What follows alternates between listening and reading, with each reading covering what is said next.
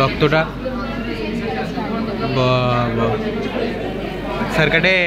তো আজকে আমাদের ল্যাব ওয়ার্ক ছিল ব্লাড গ্লুকোজ সুগার কনসেন্ট্রেশন, অর্থাৎ ডায়াবেটিক পেশেন্টের রক্তে যে মুক্ত গ্লুকোজ থাকে সেটাকে মেজার করা। সেই জন্য একজন ডায়াবেটিক পেশেন্ট আর নর্মাল স্টুডেন্টের ব্লাড কালেক্ট করে আমরা এসেছিলাম সেন্ট্রিফিউজ করতে, যাতে আমরা ব্লাড থেকে প্লাজমা সুপারন্যাটেনটা আলাদা করতে পারি।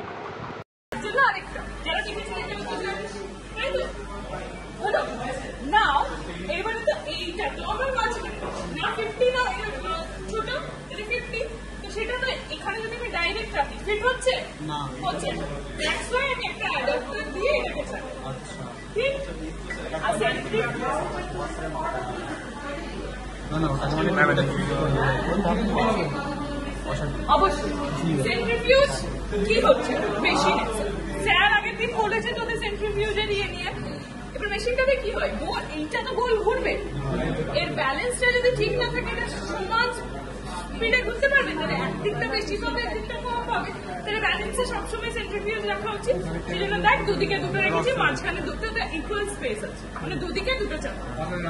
হ্যাঁ পাশাপাশি রাখলে তো একদিকটা খালি হয়ে যাবে, প্লেটটা ধর ঘোরা, এইদিকে দুটো এরকম দিতে পারিস বা টোটাল সাথে ইকুয়াল দিতে পারিস, পুরো ভরে গেল তাও ঘুরবে, আবার না হলে দুদিকটা সমান থাকলেও ঘুরবে, কিন্তু এদিকে একটা এদিকে একটা থাকলে ও ডিসব্যালেন্স। একই তো আছে 2 ml করে ব্লাড নিচ্ছি সব অবশ্যই মেটার। তারপরে এটাকে এরকম করে রেখে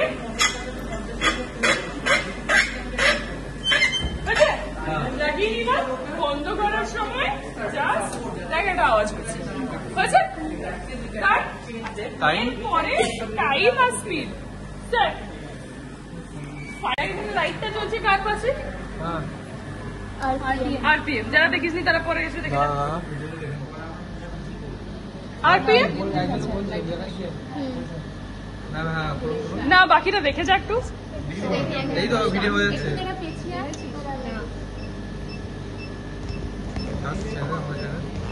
আরপিএম আর জি, এটা যদি আমি এখন জানি যে আমি আরপিএম এ করবো, তো আমি কত আরপিএম বললাম? 5000, তাই তো 5000। তাহলে আমি আরপিএমটা জানি। অনেক সময় অনেক প্রোটোকলের ক্ষেত্রে জিটা বলা থাকে যে কত জিতে করতে হবে, সেক্ষেত্রে এই দেখ দুটো আপ এন্ড ডাউন অ্যারো আছে, এই অ্যারোটাকে প্রেস করলে জিতে যাবে, নিচের অ্যারোটাকে প্রেস করলে আরপিএম। তখন এবার আরপিএমই দরকার। দেখ নিচের সুইচটা, এইটা জি মানে গ্র্যাভিটেশনাল, ঠিক? আচ্ছা, এর পাশেরটা স্পিড কত বলেছি আমি? 5000। দেখ সেট আছে, যদি না থাকতো তাহলে কমাতে হলে এটা, বাড়াতে হলে আপ করছি তখন এটা। সেম টাইমের ক্ষেত্রে কত টাইম বলেছি? 5 মিনিট। দেখ বাড়াবো, হলো ডান। টেম্পারেচারটা কত? 4 ডিগ্রি, ঠিক? তারপরে 4 ডিগ্রিটা এটা তো কুলিং এফেক্ট প্রোভাইড করে।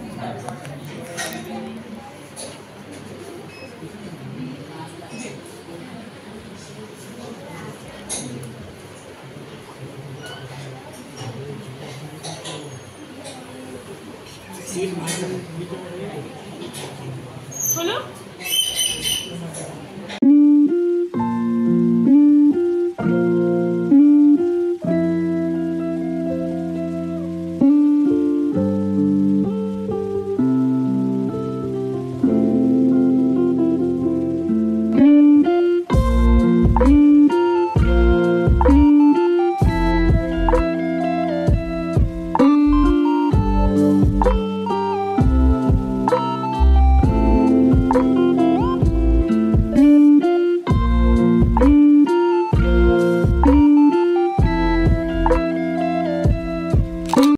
আজকে আমরা আছি মাইক্রোবায়োলজি ল্যাবে।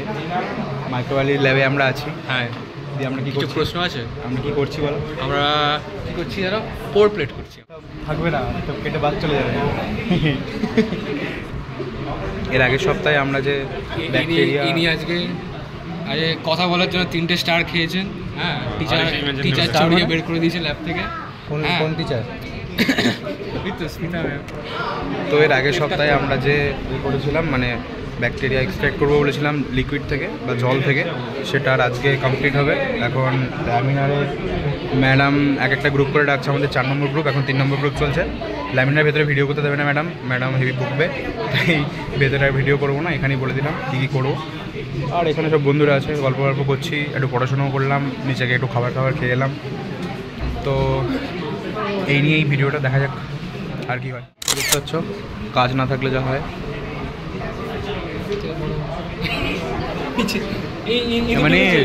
मनीष क्या ढूंढ रहा है? বানাচ্ছিস আর কি পাচ্ছিস?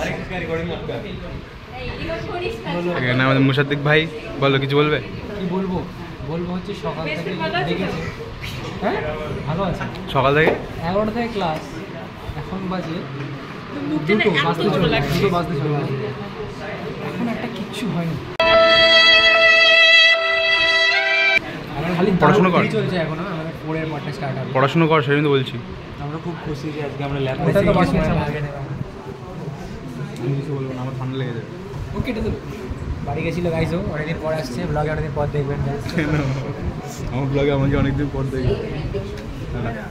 এখানে এরা গল্প করছে দেখতে পাচ্ছ, পড়াশোনার নাম নেই, গল্প করছে। কি দেখাবি কি? তো গাইজ দেখতে পাচ্ছ এটা হচ্ছে রেপ্লিকেশনের মডেল, এই যে বানিয়েছে 4 দিন ধরে। 4 দিন ধরে ওটাকে বানিয়েছে। ভাই তোমরা বানিয়েছো? হবে না। তোমরা বানিয়েছো? কি বানিয়েছে? এইটা আমাদের মডেলটা আছে জেস্টিস রুমে আছে গাইস, দেখিয়ে দেবো। প্রাইস পেজ আমরা 3 হয়েছি। ল্যামিনারের ভেতরে ভিডিও করতে না দিলেও লুকিয়ে চুরিয়ে একটু ভিডিও করিয়ে নিয়েছিলাম। এখানে আমরা পোরিং করার পর প্লেটগুলোকে মার্ক করছিলাম।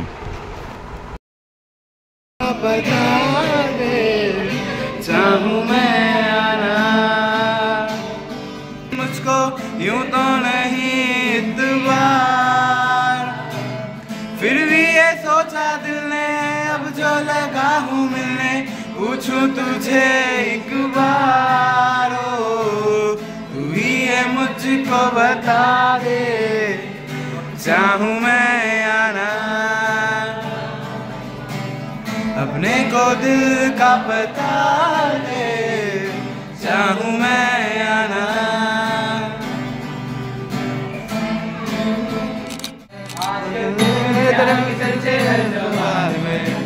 सबको मालूम है और सबको खबर हो गई, आज के दिन में प्यार की सच्चे है जुबान में, सबको मालूम है और सबको खबर हो गई, चांद का रोशन चेहरा, बालों का रंग सुनहरा, ये चांद सी आंखें कोई रास्ते में गहरा था।